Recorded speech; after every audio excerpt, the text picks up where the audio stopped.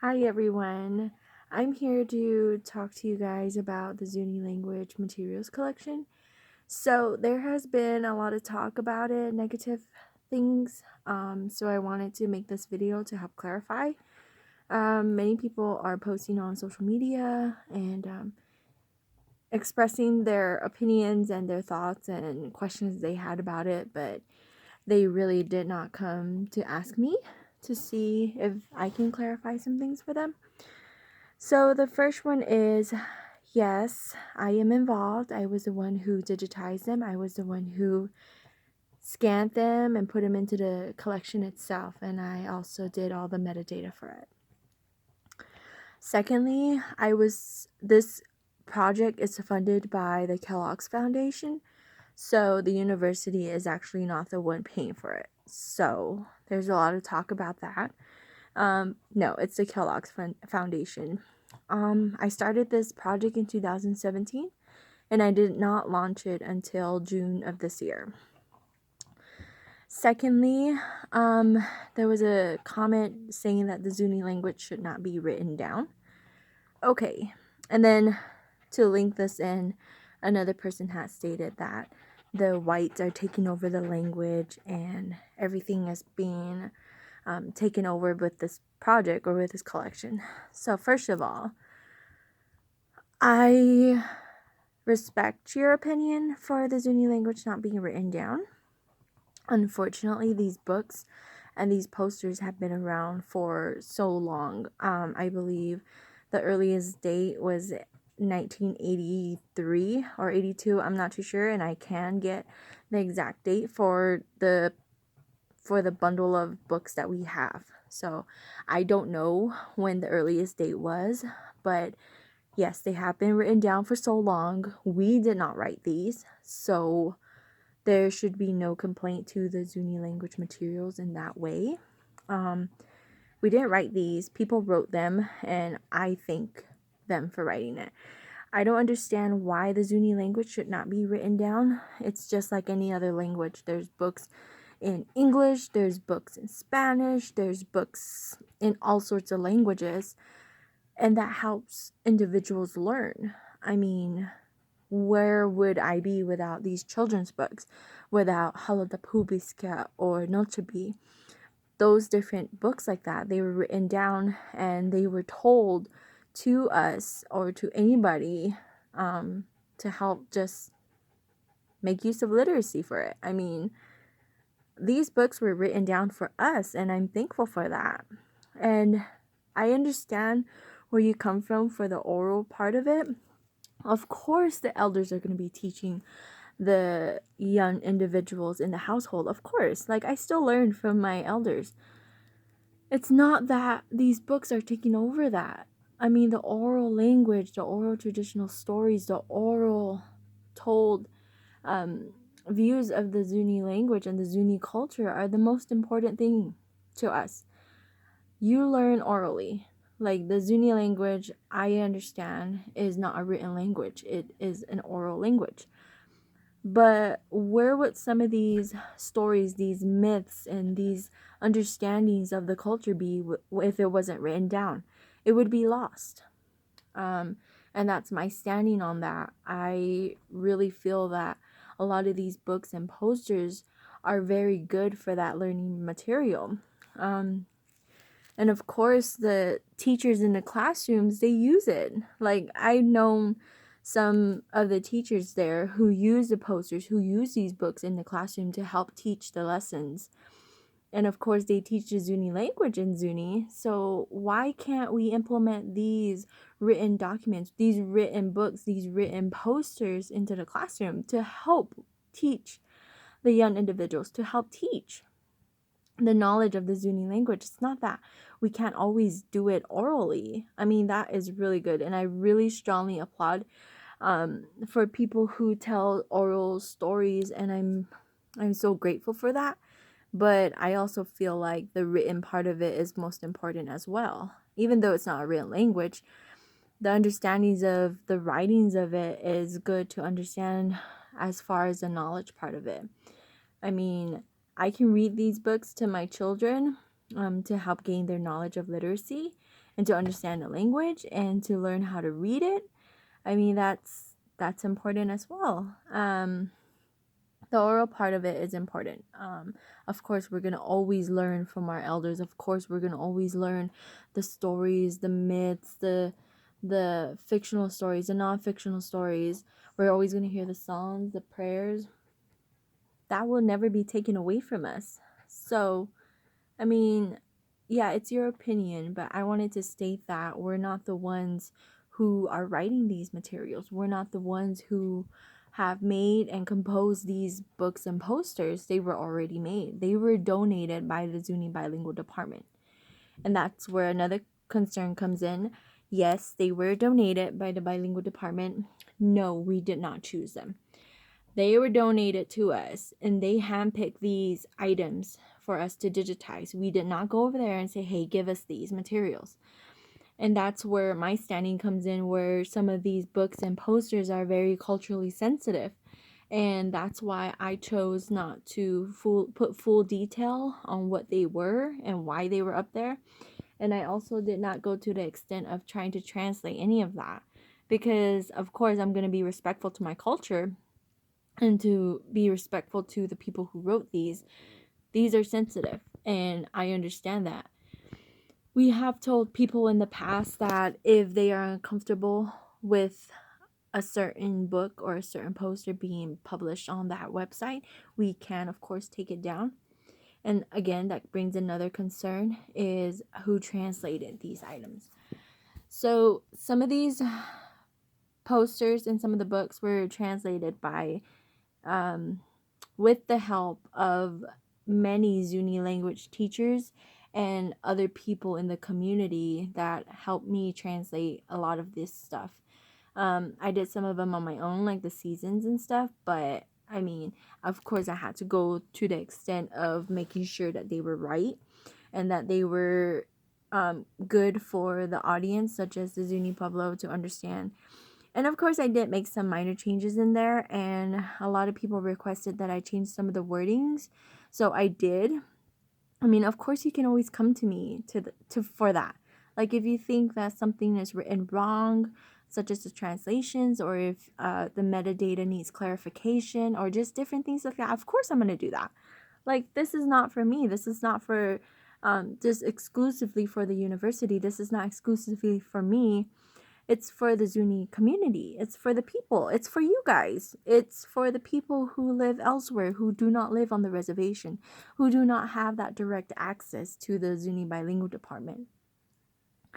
A lot of people are also, a lot of people are also stating that the whites are taking over the language, and with this project, oh, they're taking over the language. They're doing this and that to the language. No. Do I look white to you? No, I'm Zuni. I am full-blooded Zuni. I work with this project. Sarah Kostelaki is Zuni. She helped me on this project. The main person who was on this project, who no longer works with the UNM libraries, was Mary Wise.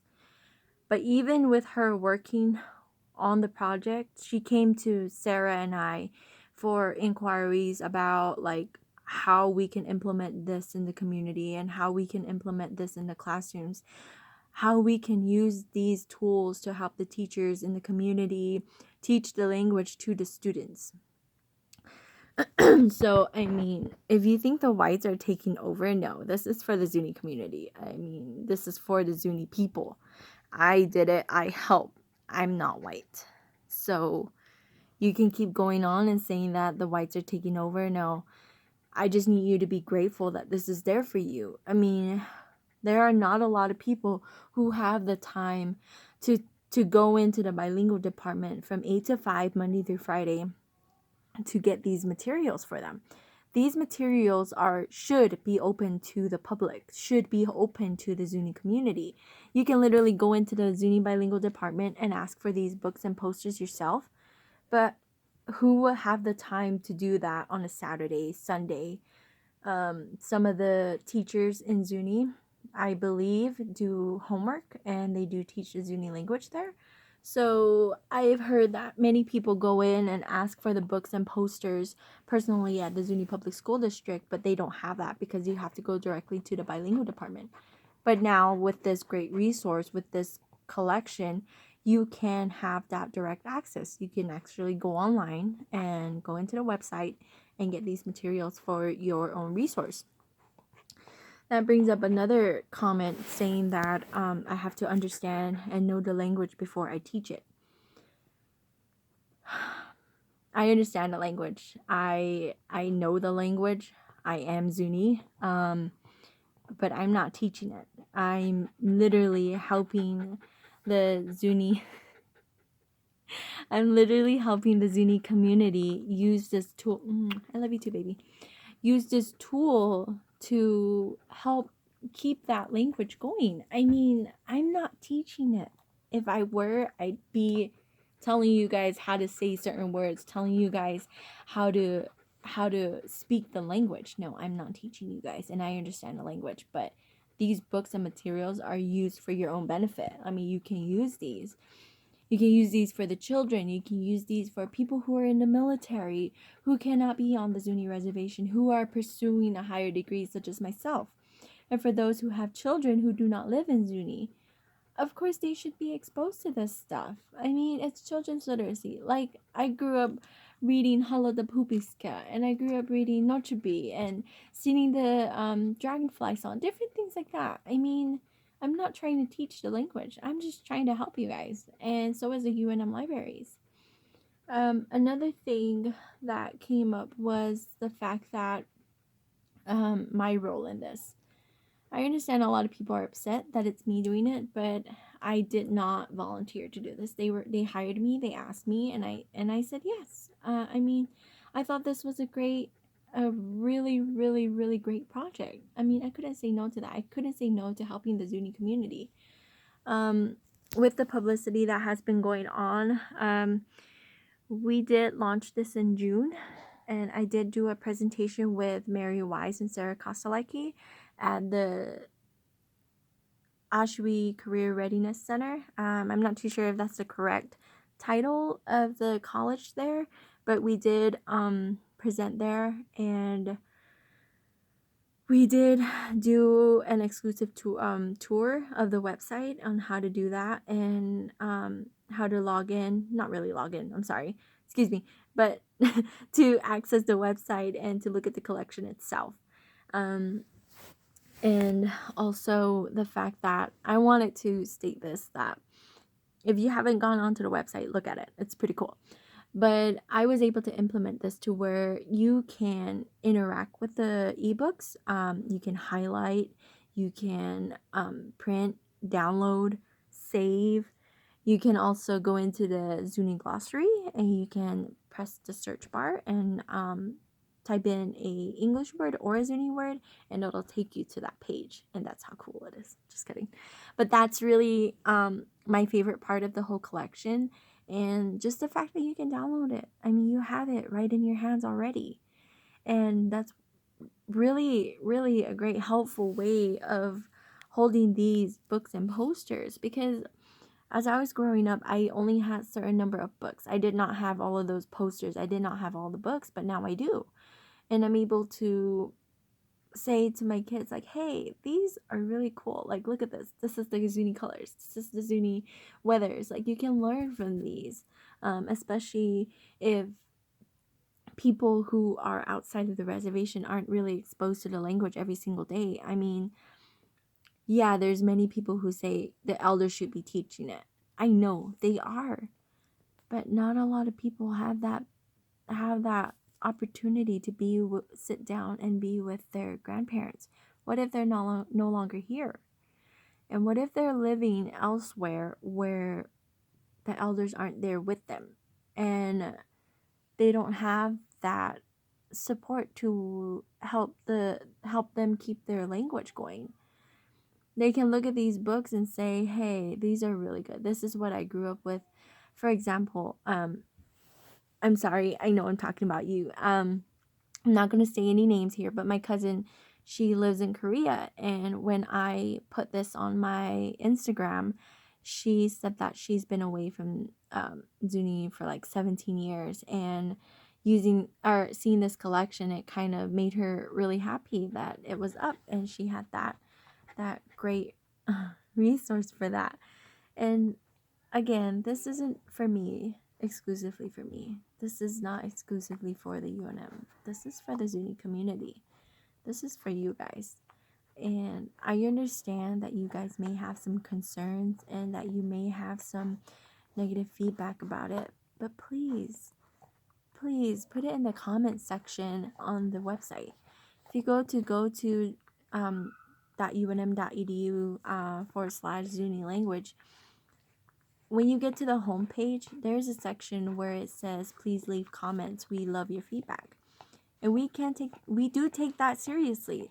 So please, if you have any comments, if you have any questions, if you have any concerns, requests, or anything like that, please put it in that comment section. It will really help us, and it will help me understand what you guys would like in the collection, what you guys prefer to be said in the collection, that needs to be something that needs to be changed. Or if you just want to leave a comment, please do. That part of the collection is there for us to understand what we can do to help this collection be useful for you guys. And I really, really appreciate everyone who has been very supportive of it, who has been very supportive of me. I thank you for your nice comments, and for the people who have a different opinion about it, please speak to me personally. I will be happy to talk with you and to help you understand and clarify what it is that you need to be to understand. I can help you with that. I would especially love to take the time right now to thank the Zuni Bilingual Department, the Zuni Public School District, and the team members of the Zuni Language Materials Collection, such as Mary Wise, thank you, Sarah Kostalecki, Amy Winter, Kevin Comerford, and anybody who was also involved in the library section of that, and also ZTAC, the Kellogg's Foundation, and of course the Zuni Public School District. I would really, really, really love to thank the people who contributed to these books and these posters, the illustrators, the authors. Without you, we wouldn't have this. And I thank everybody, especially the Zuni community. I thank you all for taking the time to listen to this and to voice your concerns. And please be